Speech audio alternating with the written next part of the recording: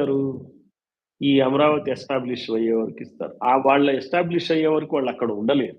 ఎందుకంటే రోజు రోడ్లేస్తా ఉంటారు. పొలాలన్నీ పరిస్థితులన్నీ మారిపోతా ఉంటాయి. కూలి పని దొరకని పరిస్థితి ఏర్పడుతుంది. వీళ్ళు వేరే చోట, వేరే గ్రామాలకి, వేరే వాళ్ళ చుట్టాలిళ్ళకో, టౌన్స్‌కో వెళ్ళిపోవటం, వాచ్‌మెన్ పనులు జేసుకోవటం, సర్వెంట్ మెయిడ్ పనులు జేసుకోవటం, ఆడవాళ్ళు డ్రైవర్లుగా ఉండటం, రకరకాల వెళ్ళిపోయి వాళ్ళు అక్కడెలా బతుకుతారు జెప్పండి? వాళ్ళకేమన్నా ఇల్లుంటదా ఇక్కడ?